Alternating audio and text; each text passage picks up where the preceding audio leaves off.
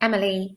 It's 3 o'clock and it's a beautiful day. I'm really still not sure about this new live thing on Facebook, but it seems I'm live now. So over the next few days, I'm going to be talking to you about how to resist the desire to snack all the time. And which is obviously a huge temptation whilst in lockdown, especially if you're working in the kitchen and the fridge is within reach. So yesterday I explained all about blood sugar balance and how important that is for stopping cravings, really. And that's what we're talking about with snacking. When we snack, it's usually when our blood sugars are low. Obviously, some of the reason for snacking could be habitual or psychological, but something like 75% of our cravings are driven by physiological needs, and that all relates to your blood sugar balance. So your goal throughout the day is to keep your blood sugar balance as stable as possible. And the way to achieve that is what I'm explaining with 6 golden rules. So the key is to choose foods that release their energy slowly and gently so that you don't have a spike in blood sugar followed by a crash. And yesterday we talked about not leaving big gaps, because obviously if you leave a huge gap between eating, your blood sugar is going to drop. So rule number 1 is don't leave big gaps between meals. And rule number 2, which I'm going to talk about today, is have protein every time you eat. Now, in my 10 plus years experience of nutritional therapy, this is the thing that makes the biggest difference to how people feel. It makes blood sugar balance manageable, it keeps your energy stable, and you may not realise the meals where you're not eating protein, but I can guarantee those are the ones that are followed by blood sugar lows and cravings.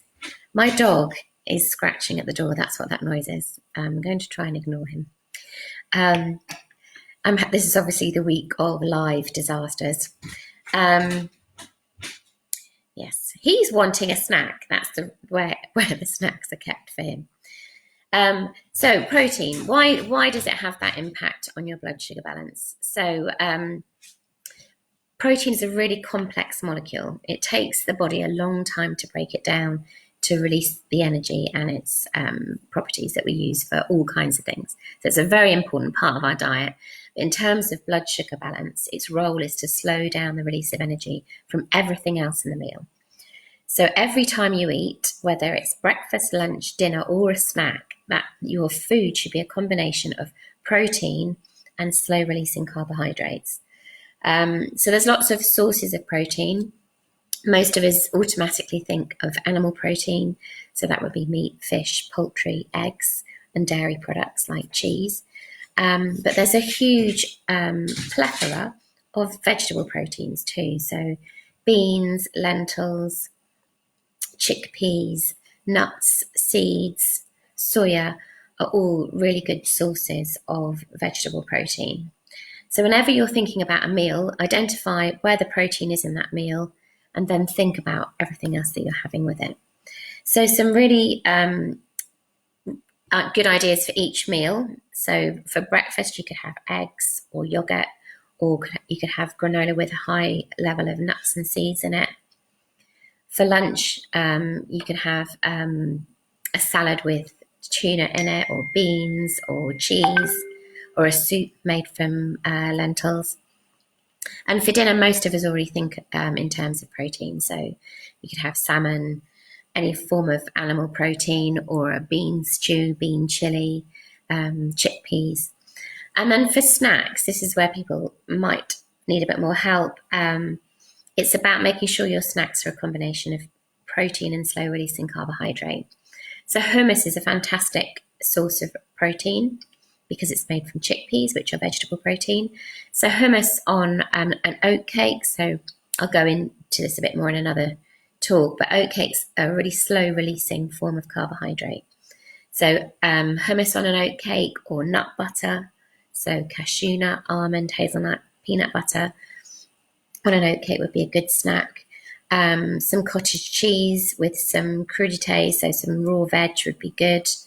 A piece of fruit would be your carbohydrate, and then you would offset that with a handful of nuts or seeds.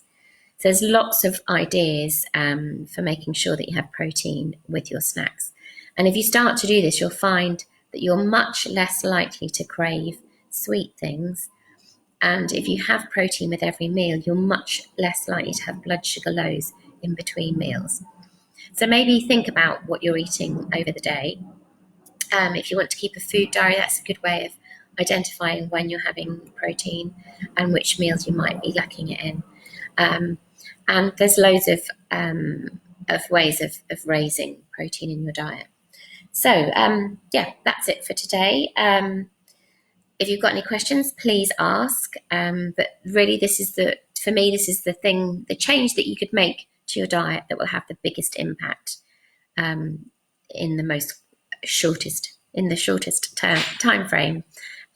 So yes, eat protein every time you eat, whether it's a meal or a snack, and you should see your desire for fast releasing snacks diminish. Okay, that's it. So see you tomorrow, and thanks for listening.